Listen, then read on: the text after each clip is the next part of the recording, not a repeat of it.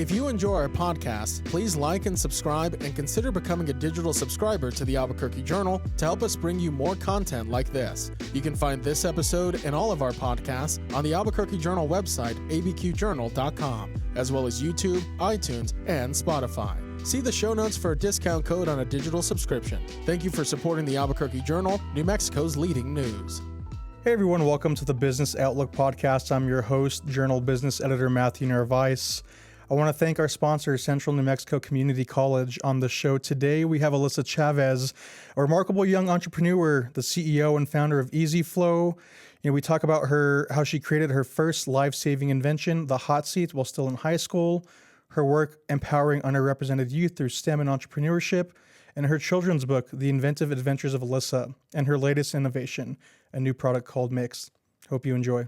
CNM is truly one college with infinite possibilities in tech and data sciences. CNM offers programs where everyone can learn about software, apps, or how to build websites. You can also choose from AI programs and machine learning, the Internet of Things, and so much more. CNM, one college, infinite possibilities, and a proud sponsor of the Albuquerque Journal's Business Outlook. Alissa, thank you for joining the show. I just want to start off sort of from the beginning. So I know you're an entrepreneur. You started really young in your teen years. Tell me how you first got the idea for your very first invention, the hot seat, and also tell us a little bit about what that invention is. Sure. Well, thank you, Matthew. Thank you for having me. Like I said, I started my company several years ago after a school science fair. At the time, children being left in hot cars was a huge problem that, was countrywide. So I decided that for my science fair project that year, I wanted to come up with something to prevent that from happening. So fast forward a few years after that, I brought the product to market, patented, and actually became the youngest Latina patent holder in the U.S. for that patent. Now vehicles have gone on to manufacture technology like that to prevent these types of hot car tragedies. And that whole situation and that whole thing kind of just sparked my interest for entrepreneurship and business ownership. So I've continued to release new products over the last several years. For timeline's sake, how old were you when that science fair took place, and how old were you when you got this, invention patented? Yeah, I was 14 when I competed in the science fair, and when I received my patent, I was 17. Oh wow! So you were very young. I was. Did you have any classmates that were doing the same type of thing, or were you kind of on your own? Yeah, I think I was a lone wolf there.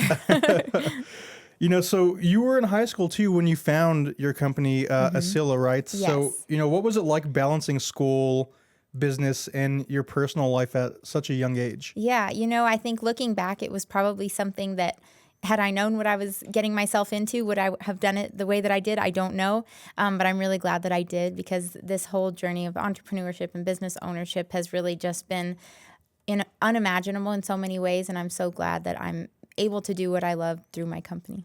So recently you won the Latina Style Magazine Entrepreneur of the Year award when they came here to Albuquerque. That must have been a really incredible moment, but, what did that recognition mean to you personally and professionally? Yeah, it was just, such a humbling moment, because there were so many amazing nominees and amazing people that were so deserving of the award. So to have, to be recognized as the Entrepreneur of the Year is just a completely humbling experience. So I know you've also had a second invention since your first. Tell me a little bit about that. What's the name of this invention? Yes. How old were you when you created it, and did it ever hit the market? Yeah, so EasyFlow is the next product that we brought to the market. We worked on, and EasyFlow is basically an eco-friendly baby bottle. So it offered storage for formula and water all within the bottle. So we were kind of just eliminating the need of use of plastic containers and things like that. So we're really excited to, bring to market products that are solving simple problems, but also making a greater impact on our planet with sustainability and things like that. It sounds like you have a focus on mothers and toddlers. Is there a reason for that? Yeah. So, when I was growing up, my mom owned a little daycare business. So she had all the little kids in the preschool, and that I was able to work with the kids, and it kind of just inspired the first ideas for Hot Seat and EasyFlow. So tell me, what's happened in the years since high school? Have you gone through any programs? Have you won any competitions? Anything of note? Yeah, sure. I mean, it's been a whirlwind ever since starting Hot Seat. I went on to start my next product and competed in, I think, probably 10 or 12 international business competitions. And we won like all but one of them. So that was, very exciting. And I learned so much. I was able to travel the country and meet with so many different entrepreneurs and founders and investors and people like that have really just helped me to grow as a business owner. Yeah. Are they ever shocked whenever they see how young you are? Sometimes. Yeah, I would say most of the time, yes. A lot of the times I'm not really typically what a business owner looks like, especially back when I was younger. Yeah. So you've worked with some powerful organizations, Operation Breakthrough, DigiGirls. Mm-hmm. How have those experiences shaped your journey and your mission in entrepreneurship? Well, so like I said, starting my company so young, I think that it's really important to me to give back to programs that are, giving students the opportunities that I had to explore maybe not the traditional, giving students the opportunity to explore like different career paths like entrepreneurship and STEM. So organizations like Operation Breakthrough, I'm so excited and proud to work with because they are giving underprivileged and underrepresented students the opportunities to, explore careers in STEM, and they're just giving them so many amazing opportunities that they otherwise wouldn't have. So to be a part of that is just really special.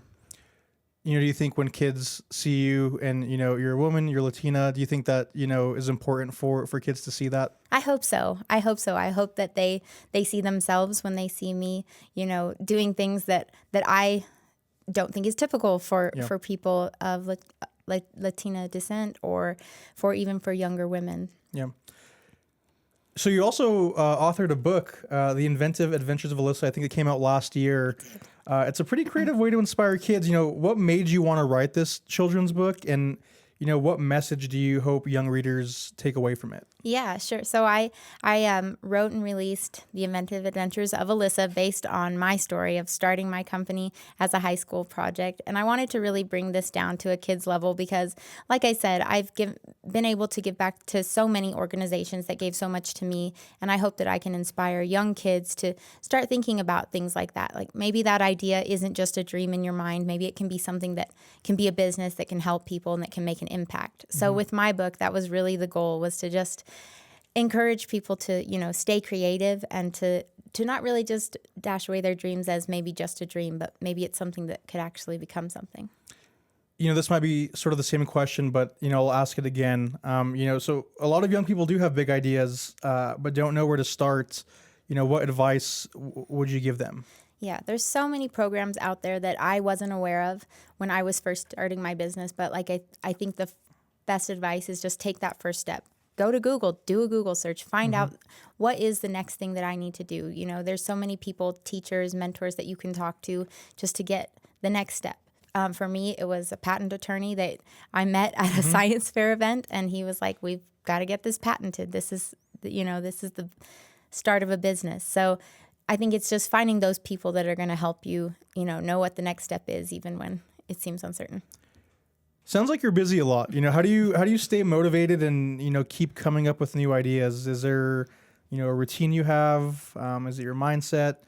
Something in your environment that fuels your creativity? Well, I think coming up with ideas is something that kind of just happens. I'm not sure why it does, but glad it does. And I think it's really exciting to be able to see an idea in your mind come to life. So just to go through that process of like building a prototype and going into manufacturing and all of that type of stuff is it's so exciting to see something in your mind come to life. And I think that's just kind of what fuels me to keep going. So I know you're working on another project right now. Is there anything you can say about that? I know details are probably, you don't want to give away too much, but is there anything you can give away? Yeah, so I'm really, really excited about our newest product. It's called Mixed, and I can't give away too many details right now, but Mixed will be our first product that isn't sort of geared toward a child audience. So I'm really excited about that. We're kind of moving into a whole new market space, something that we've never done before, but I think everyone's really going to love it. What's next for you in the next few years? Where do you see yourself and, your company's heading? Yeah, absolutely. I think, in the next few years, Mixed, I think, is definitely going to keep us pretty busy in the year coming. Yeah. I hope to continue to be able to share my story with other students through Operation Breakthrough and through Gear Up New Mexico and organizations like that. And, God willing, just all the the new and fun, exciting opportunities just keep happening. You going to author any more books? I don't see any right now, but never say never. Yeah. Well, Alissa, thank you for coming on the podcast. I really appreciate it. Thank you for having me. Awesome.